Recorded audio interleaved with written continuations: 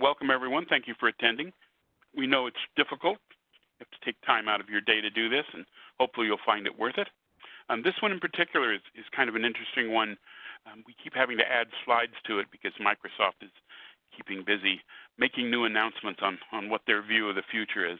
And we're going to take a little look at kind of what Microsoft is doing in terms of unified communications in general, but more in the unified messaging area than anything else.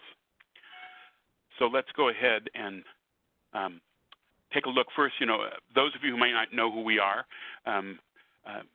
we've been around a long time, first as Applied Voice Technology, and then as Capteris, and then as AVST, and now as of October of last year, we were merged with XMedius, and we now have the XMedius name, but it's the same group of people doing the same work. It was actually an excellent merger.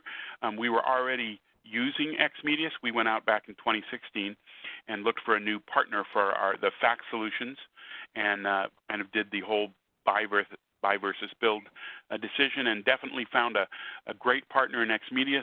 We were so aligned in how we did business that it was a great partnership, which I guess was a good thing considering the next year we ended up merged into that company, and that's who we are today. And we're only going to talk about a small part of our product portfolio today, and not even so much the product as where it fits in what's going on in the market. But as most of you know, we have a lot of these webinars. We have them on just about every subject you can imagine. A lot of them are recorded and stored that you can get to from our website, and you probably also will get invitations as we do more and more of these.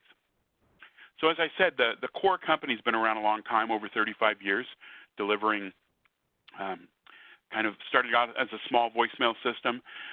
Then we added unified messaging. We were actually first in the market with unified messaging. So early in the market that it wasn't really a profitable market. We did a lot of education in terms of what this was about. But being in that long put us in a really good position in terms of understanding customers. And then as we rolled the products together and added speech recognition and personal assistant, our product portfolio really became the most powerful in the unified communication space.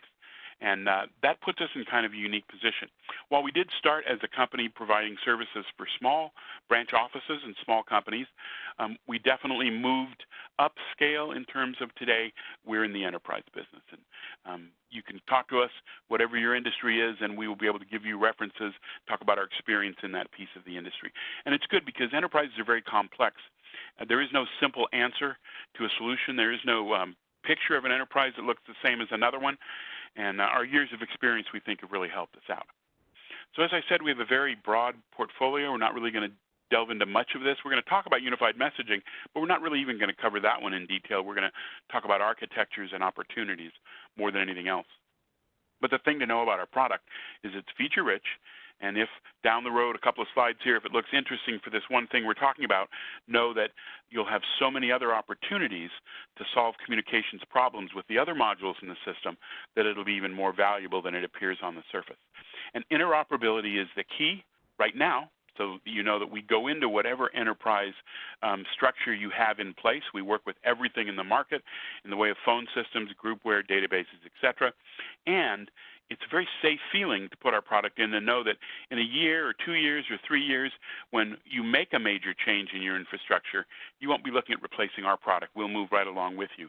And I think in today's constantly changing infrastructure piece, that's just such an important piece to consider. So we're going to really talk about a couple of announcements that Microsoft made over the last couple of years, a couple of them recent, a couple of them a couple of years ago. And if you get anything from this at all and you read their announcements, what you'll understand is from a unified communications point of view, Microsoft is done with the enterprise. They're not interested in the enterprise. They're moving away from the enterprise. They have a vision, and it's cloud-based. And they're doing everything they can to drag their customers into that vision, which for some customers might be a good thing. And as we talk about it and see the opportunities, we can talk about whether that's something that fits your vision of where you want to go and whether it fits your needs right now, because some of these changes might seem a little premature on Microsoft's part.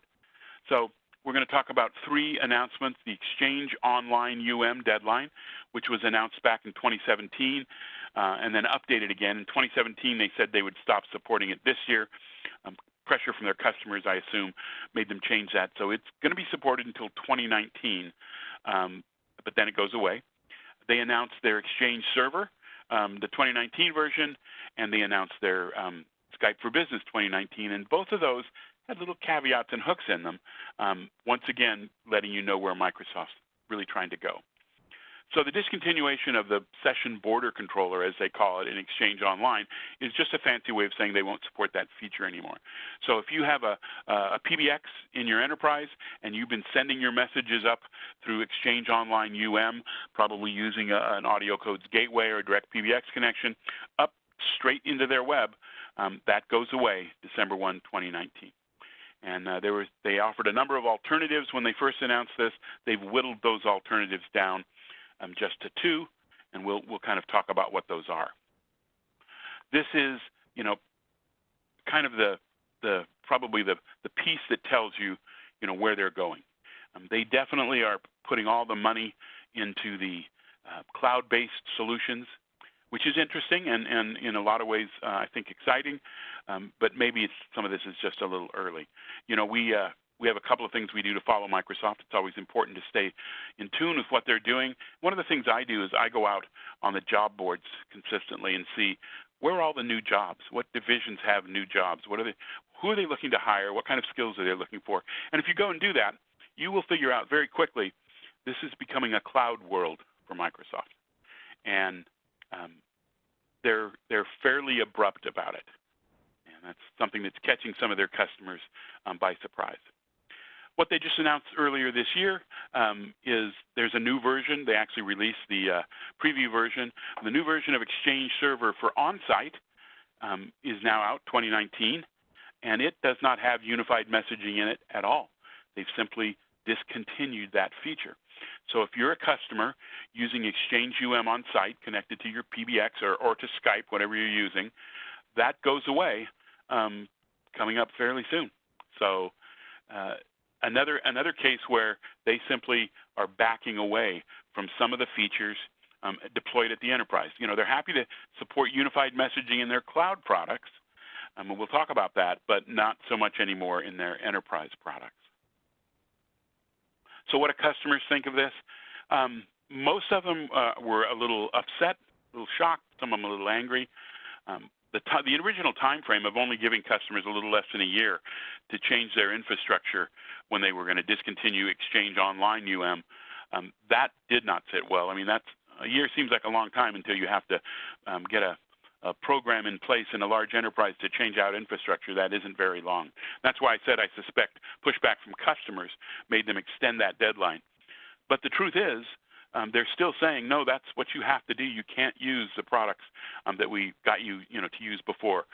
We're turning those products off and giving you an alternative. And the problem is the alternative isn't feature-rich. It isn't as feature-rich as the products they're turning off, much less as the other products that people are already using at the premise. So to say, yes, you can't do this anymore, you now have to go use cloud voicemail, that's not just kind of pushing people in a direction they don't want to go. Cloud voicemail has very few features. You can't call in over the phone and listen to your voicemail. You can only get them from data clients.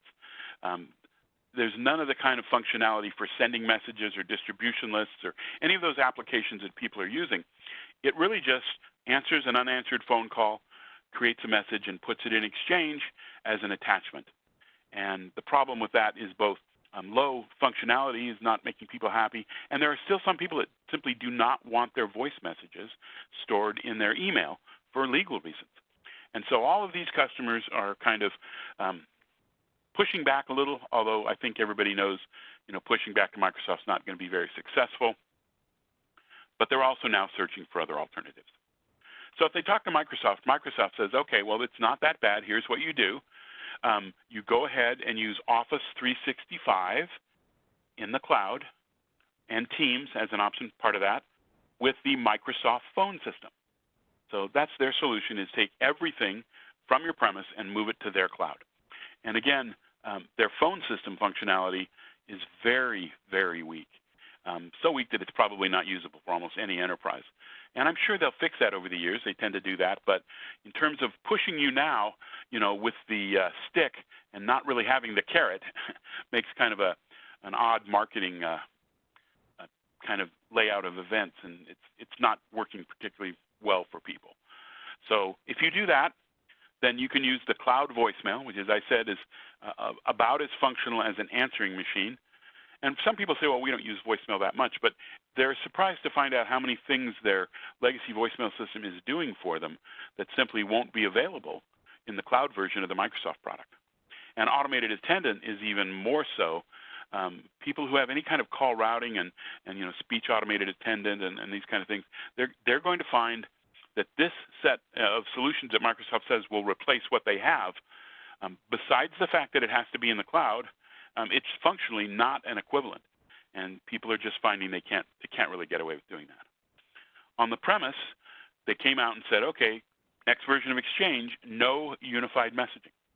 So if you want unified messaging, you have to get it somewhere else. We're not even going to supply you anything in our Exchange server to give you that. New version of Skype announced at the same time. Skype 2019 comes out, and the next thing they say right in that announcement, this is the final release. So all this push that Microsoft's had for the past 5 years to telling customers, oh, get rid of that legacy PBX. The future is Skype. Put Skype in your enterprise, and you'll be fine. They're now saying, oh, yeah, but we're going to turn that off pretty soon as well. So 2019 is coming out, and I'm sure it'll be supported for a number of years, but no new features, no new functionality, and eventually, obviously, that's an end-of-life product as well. And if you have Skype and you're using Exchange for your unified messaging, you can't do that.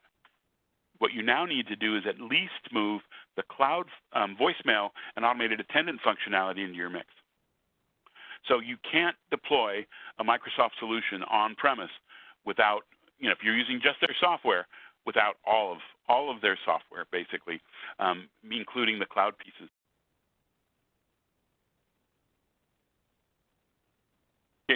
Unified communication side, are you all in with Microsoft or not? They're kind of bringing that question up to you now and saying, now you can see what we're doing. If you want to come with us, then come with us. Otherwise, you're on your own. Now, when they did this with Skype Enterprise at the premise years ago, they got a lot of pushback, and people said, that Skype is interesting, but it just doesn't have the features that we need. And Microsoft, rather than build features, built APIs. And they built a nice set of APIs, and a whole lot of people, third-party companies, built applications that rounded off the Skype set and basically put you in a position where you could use Skype as your on-site PBX and get pretty much everything you needed. And we were one of those companies. We used those APIs, added a lot of functionality that was missing in Skype to make Skype a better environment. Now, however, there's really not those APIs. Now, there may be in the future. There's really no way to tell with Microsoft. But right now, there's no third-party companies that can jump in and solve all these problems like they did with Skype. So basically, if you're all in with Microsoft, you need to research that list of things you can't have anymore in terms of telecommunications tools, many of which you have in your enterprise today. And basically, if you can't live without those, then you've got a problem living in the Microsoft world. And then the other piece, of course, is Microsoft's made it clear if you're going to go along with them for the ride, it's a 100% cloud opportunity moving forward. Yes, you still can get Exchange 2019 and get a third-party product to make that work better. You can get Skype on site and get a third-party product. But if you're going all Microsoft, you really have to say, am I comfortable moving everything to the cloud? And for some people, I'm guessing that's a resounding yes, and others that's a resounding no. So who does this really impact? If you're using Exchange Online Unified Messaging and you want to keep using your PBX that you have in place today, you'll need to find a third-party solution to give you unified messaging. It can still be done, just not with the Microsoft software. If you're using Exchange Server on-site connected to a PBX for unified messaging, and you plan to upgrade to Exchange 2019, same thing, you'll need to find a replacement for the unified messaging functionality that's been deprecated in the version 2019. And third, if you're using Skype for Business Server and you want to continue to have unified messaging on-prem and you're not willing to go to the cloud voicemail piece from Microsoft, again, you'll need to find a new unified messaging solution. Fortunately, of course, we have the answer to that question for you. So if you use Exchange Online UM and you want to keep using your on-premises PBX, Skype, Avaya, NEC, Mitel, whatever it is, then the CXE product will let you do that. you can put the CXE product into your enterprise and continue with all that same functionality you had, actually more functionality than you had before. You can continue with your messages in your inbox. You can even continue to use the same forms you've been using, although we have some forms that we think are a little better that we would want to talk to you about. This solution integrates to whatever phone system you have, multiple phone systems, whatever you have. We're happy to go into that environment and tie it all together. If you want to make this move and you're using AudioCodes Gateway today to hook up to the cloud piece, you can repurpose that same hardware. You don't have to buy new hardware and simply point it to the CXE solution to get that unified messaging functionality. We don't require any kind of licenses from Microsoft, Skype for Business, anything. What you have today is enough on the Microsoft side to make this solution work. And we do a very smooth transition. If down the road you say, okay, I was using Exchange on-site, but now I am happy to go ahead and use, I still want to keep my PBX, but I do want to use Office 365 in the cloud, that transition is very easy. Our product will continue to support that as well. If you use Skype for Business Server today and you're using Exchange Online and you want to continue using it, again, the CXE product will give you that full unified messaging functionality on site. And if you're using a hybrid environment of Office 365 as well, all of that works fine. And no matter what Microsoft does at this point, we aren't relying on their unified messaging functionalities to do this. This is just their core APIs that we're using. So it's going to be bulletproof moving forward. Integrates again with whatever phone system you have. And there's some things we can do along with it that a lot of customers have actually found helpful. We do a secure messaging version with Exchange and Office 365, where for those players who perhaps don't want their messages or you don't want to have their messages stored in email, those users can use our secure messaging piece and messages never touch the email server. And for legal reasons, compliance, confidentiality, things like that, that's proven to be a very popular addition when people look at moving to our product. And we have all the same feature set. We have a speech rec automated attendant. We have voicemail transcription. Everything that you're experiencing today with Exchange you will continue to have, plus a lot more with our other features that we talked about earlier. So our picture looks a little different. We start with premise. We say if you want Exchange 2019, that's just great. You want Skype Service 2019, we have no problem with that. You put the CXE on premise, and there you go. You have all that functionality you have already. You haven't lost a thing. You've gained a lot of functionality, and now you can comfortably move forward. If you do want to go ahead either with a hybrid Skype or Office 365, same thing. Your CXE on-prem will continue to support all that functionality for those people that are using partial cloud services. Same with a traditional PBX. If you have a traditional PBX and Exchange Online, same exact story. CXE connects to any traditional PBX and provides that functionality. And CXE is also available in the cloud if that's something you're looking for. If you're looking for a service offering that does that, that's something that's available from us as well. So almost any type of architecture, if you want to keep your traditional PBX, we're going to be able to go ahead and support you wherever you want those other components. So continue using Office 365 and Exchange Online. You can have full unified messaging support through the CXE process. Continue using Skype for Business or traditional PBXs or a mix of both. So multiple PBXs of different types is something we handle extremely well. Same thing, you'll get all the call processing, unified messaging functionality that you want. If you want to use Office 365 and Skype for Business with hybrid deployments, some in the cloud, some down in the enterprise, we offer that. We offer support for that as well. We're the only ones that really offer that. So almost whatever direction you're going in or wherever you sit today, the CXE solution is going to work for you.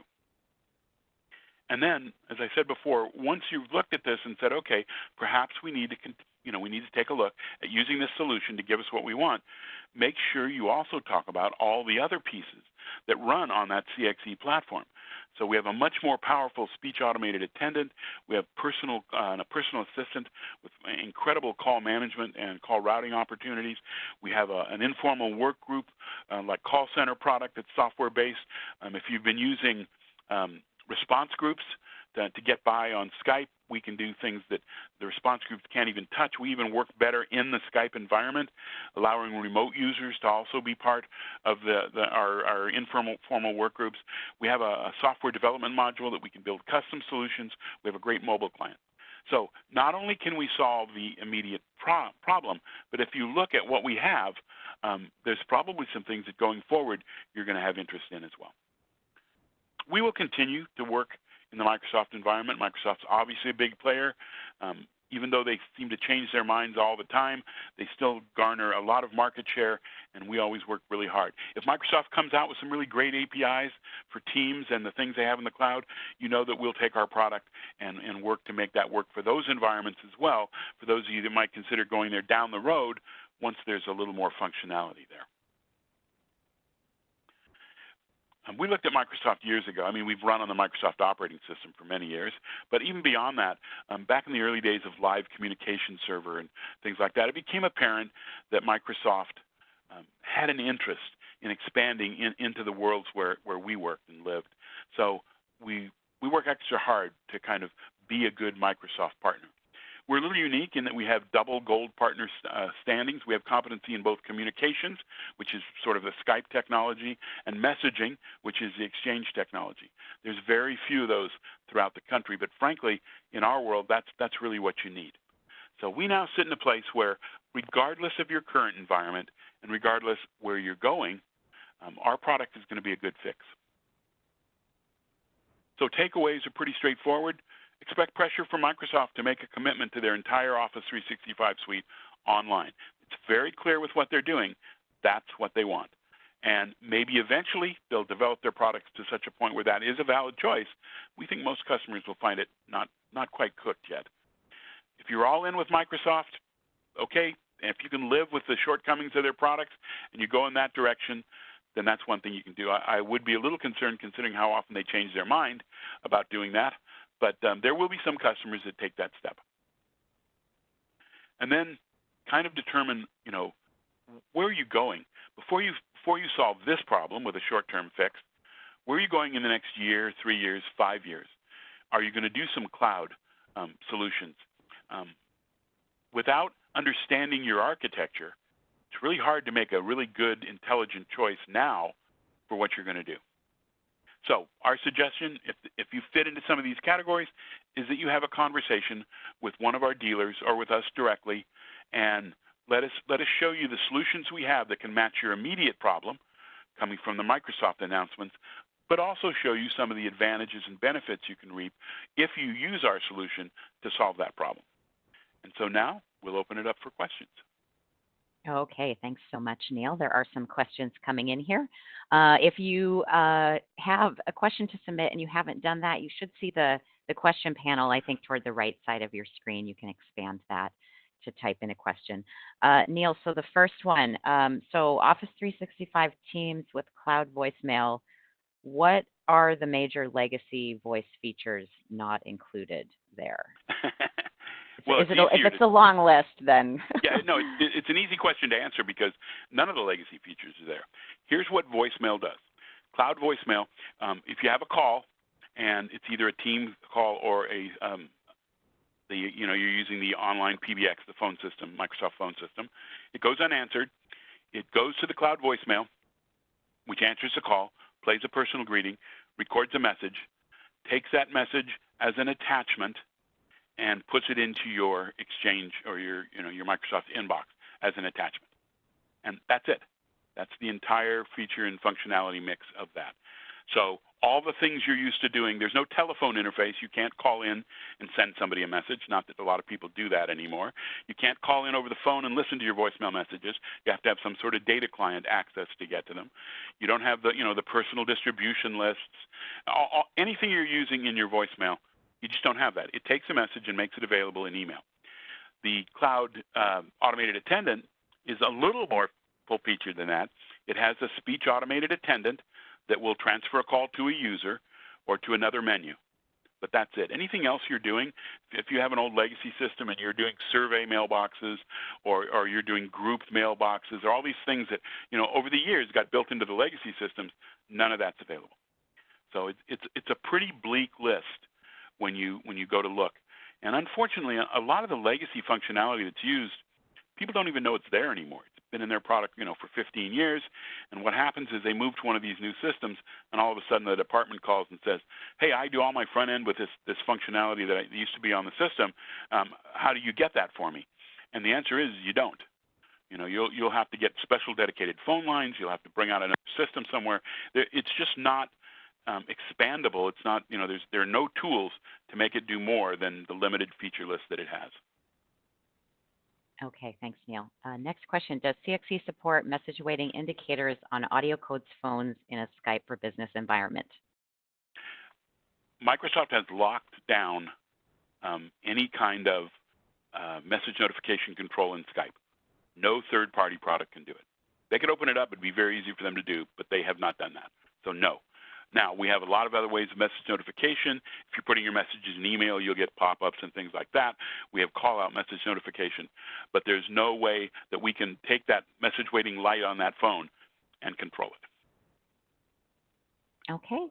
Next, there's a couple of questions about user licensing. I'll kind of morph these into one. So do we support a mixture of users where some would have voicemail and email and others would have the messages stored outside the email system?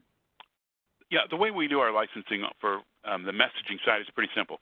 If you want voicemail, and with voicemail that means the messages stay on our server, you still have clients to get to them. You have our mobile client, which is free, and our web client, which is free. So you still have access to voice messages through data devices. That requires no license at all. You can put as many users on the system as the system can support based on the number of ports it has, and that there's no license at all. But if you want to store the messages in email and get them from email, then that requires a unified messaging license. And it's a pick and choose the number that you want. We sell the licenses in packs of like 25, 50, and 100, so you can't just buy one. But there's no everyone's voicemail or everyone's UM. It's really a mix and match. And what we found over the years, the reason we license it that way, is there are people who love to have their messages in email. They're out and about. They're using it on their device. They're maybe using the transcription service so they can actually pop it open on their mobile phone and quickly read it. There are other people, maybe due to the sensitive nature of their messages, confidentiality concerns, that simply either do not or cannot have their messages in. So that's why we do a one-on-one licensing. Okay, next question. What about support for shared voicemail boxes? Example, small office with a hunt group for call flows and one shared voicemail repository. So we do two things in that area, and let me explain what they do and how they work. And there's a lot of shared mailbox concepts that people have, and they're all a little bit different. Let's talk about one of the really common ones, which would be like a nurse's phone on a floor in a hospital, where there's 8 or 9 nurses, and they all share that same extension. The way that works is we go ahead, and each nurse, of course, gets their own mailbox, but it's sharing that extension. And how that works is when a call comes in, we'll actually, and so it forwards to voicemail. It'll say, to leave a message for nurse 1 name, press 1. To leave a message for nurse number 2 name. It automatically builds that front-end menu. Person presses 2, they leave a message for that. The message waiting light gets turned on if any of those associated mailboxes have a new message. Somebody picks up the phone and calls into voicemail, and it will say, there are new messages for, and then it'll list which mailboxes, by name, who has a new message. And then if you press a button, it will let you log in and get those messages, obviously by entering your security code to get into your mailbox. So that's kind of a shared mailbox. We have shared extensions that's shared extensions. We have the other piece where there's 4 or 5 extensions that all point to the same mailbox. And the light on all those extensions lights if there's anything there. So that's more of a factory floor or a work group where, everybody is using that one mailbox and all those extensions are tied to that mailbox. We support both of those. Any phone can be set up for that. Okay, thank you. Next, does the CXC solution support voicemail to SMS translation? Maybe we could talk about transcription here. Yeah, so we do transcription of the message. Today, we put it in an email message and send it out. So if you're looking for SMS, my guess is functionally what you would simply do is you would send it to the address that relates to the SMS device. So like my number at tmobile.com, along those lines. Our core functionality is changing on what we're doing with the transcription service. The transcription service, when it first came out, wasn't very popular, and it wasn't very accurate. And then as it got more accurate and people discovered they could do things like take those messages and sort, on the text inside a message for archiving functionality and things like that, it's gotten much more popular. So in terms of directly sending it out to an SMS device, we don't currently do that, but there is a way to get around that with the email to SMS kind of functionality. I'd just like to thank everybody for taking the time out of their day. This is a complex topic, I think, for people because of what's going on kind of behind the scenes with Microsoft. If you do have questions, do feel free to get in touch with us. We're happy to talk to anybody about this subject or anything else. And anything you think we can give you in the way of information, we are happy to do. So thank you, everybody, and have a good day.